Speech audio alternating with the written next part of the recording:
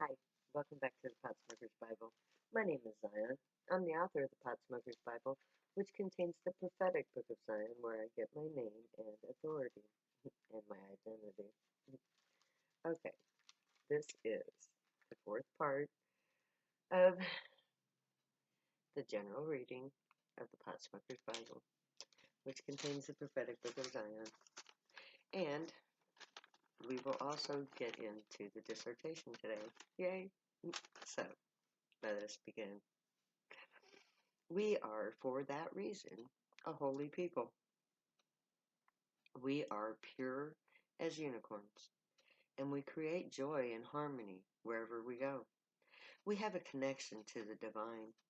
We are on a journey of discovery, who we are, and by nature, we are willing to serve all that we encounter.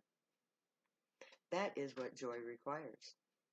We are the servants of joy, a delightful people, a holy people.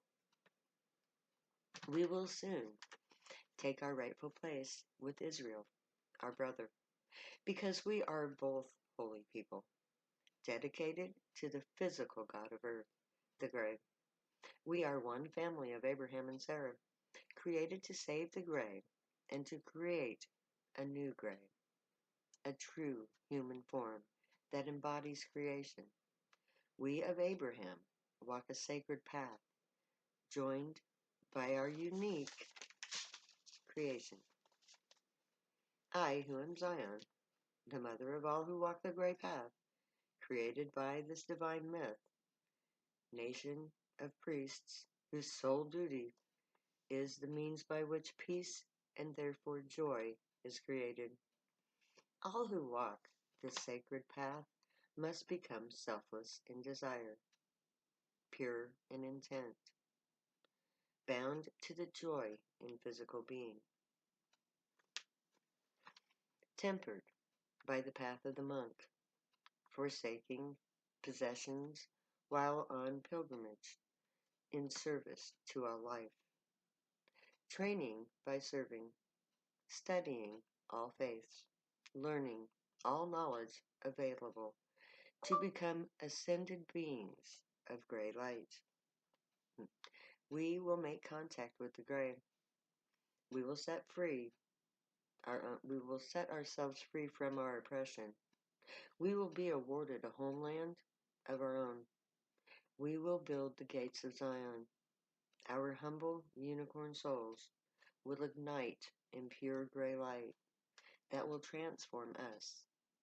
We will rejoice in the dual creation of gray hybrid and gray hybrid.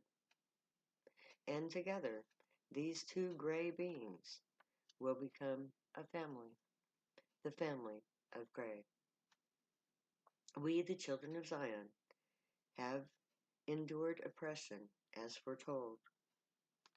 We have paid the price of our rebellion from God, just as our brothers of Israel have. And in response, the gray stand waiting to come to our aid.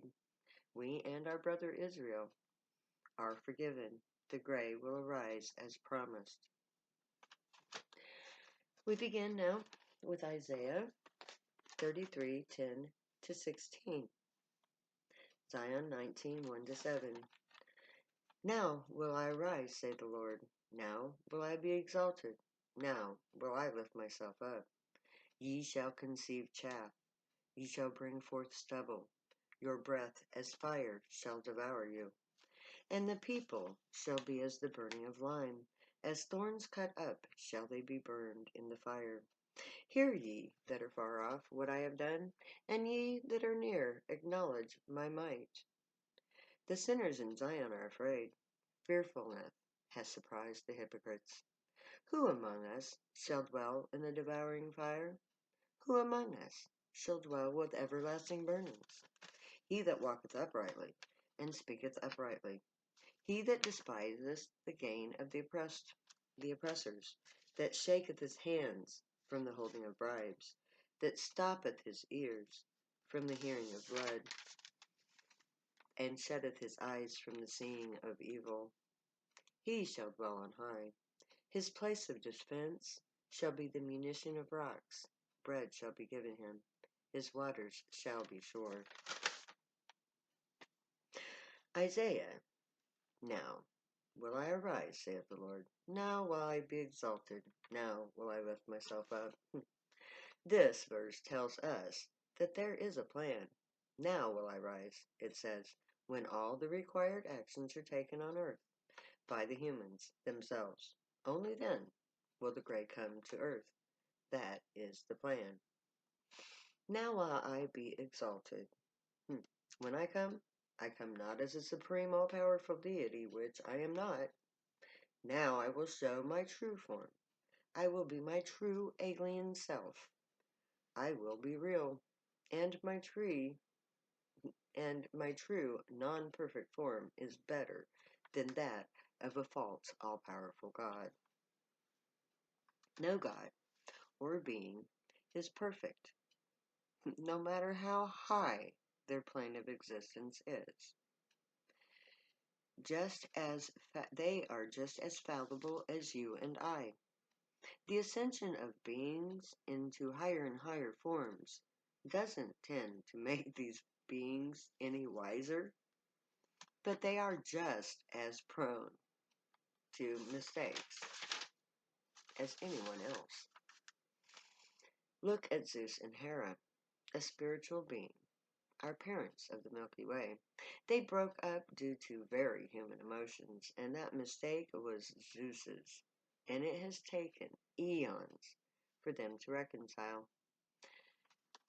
Like the gods of Earth, they express the same emotions as we do.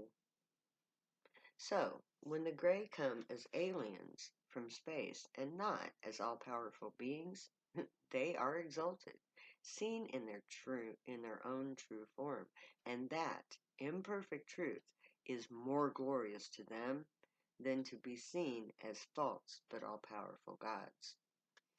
When they come, their arrival will be glorious.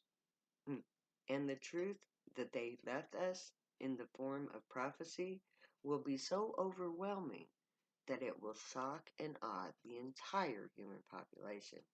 Because of the prophecy of Zion and its fulfillment, the people of earth will have all the proof they need to know that the Grey are the true gods of earth. You shall conceive chaff. You shall bring forth stubble. Your breath as fire shall devour you. What more proof can there be? You shall conceive chaff. Just look in a bowl. We grind up the buds, break them apart, make it into chaff. Now we bring forth stubble. We cut up or break up the stems of the plant. We make it into stubble. Then we grind it up. It becomes chaff. What's left of our bowl, our bits and stem, is the stubble. Then we put it into a joint or a blunt or a bowl or a bong or whatever. And we put it up to our lips and we light it on fire. We breathe in the smoke. Our breath as fire devours us. We damage our lungs in the process, but it's minimal damage. We give up part of our life to attain the high. To do so is foolish, but to offer ourselves up for God's work, as I do, that is the ultimate sacrifice. I shorten my life to be one with my God and to perform His will. That is not foolish. And the people shall be as the burning of lime, and as thorns cut up shall they be burned in the fire. Here again, we see the smoking of a plant. But in this case, I believe the prophets are referring to the use of the two-chamber bong. I looked up the technique of lime burning in ancient times, and the kiln they described sounded very much like a bong. So we use burnings as lime burnings. These are bongs. This book truly amazes me. I had no idea that bongs were in the Bible. Every time I look into an odd or obscure reference in the Torah, I seem to find yet more proof of the rights of my people and our unique way of life. The knowledge of bongs in the prophecy awes me because it is yet more proof of the real great God. Hear ye that are far off what I have done, and ye that are near acknowledge my might. What more proof does the world need? When the ship that contains the gray arrives at the campsite, at the camp strike, in response to our public invitation, there will be no doubt that we, the people of Zion, are a people created by an alien God to serve both humanity first and then the aliens species that first long ago created the modern human. The first thing that we will do when they arrive is to take a DNA sample from them, so that we can solve the issue of genetic links once and for all. We have their DNA. By offering humans their blood samples to compare, the gray will be forever factually the creators of gods. I would not ask them to come to Earth if they were not willing to prove their genetic link to humanity upon arrival. I plan on giving that sample to qualified genetic engineers who can publicly test the samples. This will be done live and in public. There will be no doubt as to the results. This genetic proof is vital to prove to all that the gray are actually who they say that they are. What is more mighty than truth? If the sample doesn't prove our link, then it is an invitation. And then it is an in violation. And I would fight them with all of the telepathic powers that they gave me. I am human first. I would defend humans against gray if the sample proved that they had lied about their parentage. I myself will demand that proof. Humans first. Proof required. I am no one but Kenny's fool. I have spent my life learning from them. I have endured much for humanity. I will never blindly give my planet to anyone without proof of their claims. There is no resistance to this in my mind, to this offering of a sample of blood for DNA. I know that the Grey also desire this public proof of their identity as the same gods of old. They want the human race to know that they are our creator gods. The sinners in Zion are afraid. Fearfulness hath surprised the hypocrites. Zion is America, or at least Zion is the continent on which America resides.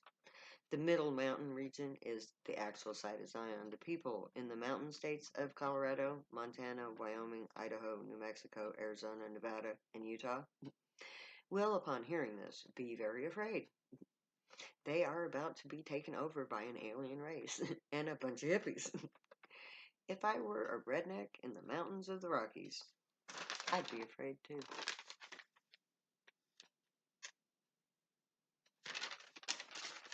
But we'll take the rest up next time. So, until then, may the Grey watch over you, protect and guide you, keep you from all harm. May you always be worthy of them. May your thoughts, words, and deeds speak truth, good, and light, the unicorn way. May you always be happy and high, my people. Know that I love you. We'll be together soon. Later. Because I will never say goodbye.